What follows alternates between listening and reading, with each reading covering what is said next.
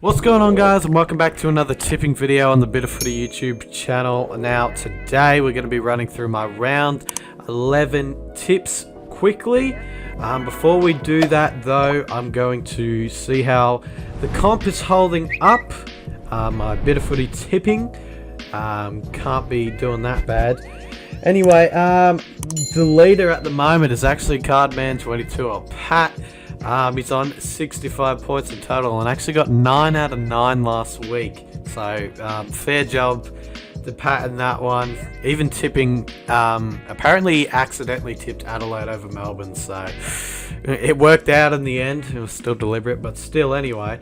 Yeah, and second is Shannon, and then we got a few 63s, 62s and all that.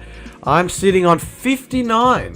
Which is still 6 behind the leader, Cardman22, which is kind of shit. I dropped down 2 spots last week. I was 13th, I believe, so I'm on 59 points. And I think we all know who the bottom place person is. It's Big Sween on 39 points? Yep, 39 points. So, yeah, it's just crazy. So we're getting into the nitty gritty of the season now. You could just about say halfway through. But anyway, let's begin. Round 11 kicks off with a monster clash between the Dogs and the D's live from Marvel Stadium. Obviously the Dogs will be missing Adam Treloar, but they should be gaining back Tim English. The D's obviously coming off that 1-point loss to the Crows, that incredible match at the Adelaide Oval. I think the Dogs should get the job done in this one. I've tipped them by 16 points to beat the D's. I think it'll be a competitive match. I feel like if the D's lose by over 20 points, that will be a tough loss for them to swallow, so that's why I've gone only the 16-point margin. I think it's going to be a 2 to 3 goal win for either side, but I've went the Bulldogs to win that one. Then it's the Pies taking on the Cats from the MCG on Saturday afternoon. I don't know if we'll be going to this one at this point with all the COVID news in Melbourne, but either way I've went the Cats to win this one. I'm hearing they will be without Mitch Duncan, but then the Pies have lost McCreary and potentially Josh Thomas as well. So there's a few players just dropping like flies. The Collingwood players are at this point. I thought we'd have a chance if McCreary was still in, but he's out with a calf strain, and Elliott will not be back in time for the Cats game as well. So, which kind of sucks, but whatever. We'll just see how we go. And yeah, I've got the Cats to beat the Pies on that one. Then it's the Lions taking on the Giants at the Gabba. Normally an interesting match, this one. Obviously the Giants got the win over the Eagles last week. And the Lions, who did they play? The Lions. The Lions got the job done over the Tigers last week. And they're in some pretty good form at the moment, the Lions. Obviously they just absolutely rolled the Tigers.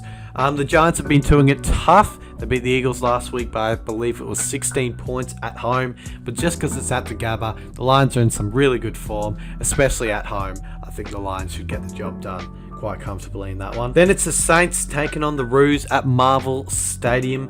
Should be an alright this game, this one. Both teams coming off big losses last week, especially the Saints to the Dogs. We all know how North were doing this season, so it's no surprise that they got done pretty well by the Bombers in that game. But I think I'm going to have to tip the Saints in this one. I think they've just got the better side on paper, and the Roos, they're still, you know, pretty down in this season. Obviously they beat the Hawks, but nowadays that's nothing special, it looks like. Then it's the Suns taking on the Hawks at TIO Stadium in Darwin, I believe it is in. I'm not too sure, don't fact check me on that. But I've went the Suns to beat the Hawks in this one, but I have a slight sense that the Hawks could get the job done. It's just the fact that the Hawks haven't played at TIO in a while or ever. I don't know. I'm not too sure on that one. But yeah, I feel like the Suns should get the job done. They normally come up with a few wins in the season, and I feel like this will be one of them over the Hawks. Then it's the Eagles taking on the Dons at Optus Stadium. Should be a good match. Obviously, the Dons are playing some pretty decent footy at the moment, shining through against the Roos at Marvel Stadium last week, whereas the Eagles are coming off a loss to the Giants at, well, that was at Giants Stadium, that one. But I still feel like at home the Eagles should be able to get the job done, bounce back from the loss last week. I don't feel like it will be like, a devastating win or anything. I just feel like their forward line will be too good for the Bombers' back line. But it should be a very entertaining game. I remember one year where the Bombers came in as underdogs against the Eagles and got the job done over there, where they had that ridiculous first quarter. But I don't feel like it will be the same fairy tale, and the Eagles should get the W in that one. Then the Sunday games kick off with the Tigers taking on the Crows at the MCG. Tigers back at the G should get the job done, although, the Crows, I'm expecting them to be a bit competitive in this one and not get absolutely blown out. But again, it's at the G.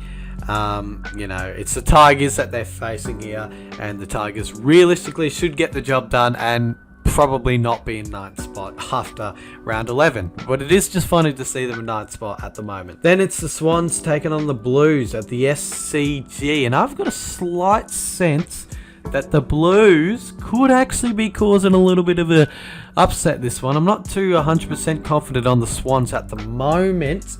I'm still going to tip them to get the W, but I feel like it's a game where I'll be looking back on this one and maybe I'll change my tip during the week to the Blues. But just to be safe for this video, I'm going to go the Swans. It's going to be an interesting game, nevertheless. I feel like these two have a very good contest when they go at it, and I feel like the Blues have shown that they can actually, put it up to the Swans the last couple of years.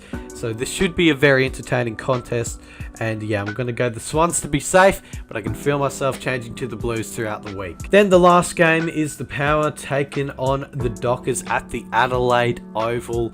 The Power haven't been looking too good the last couple of weeks. Obviously, just got the 1 point win over my Pies last week. Sad face.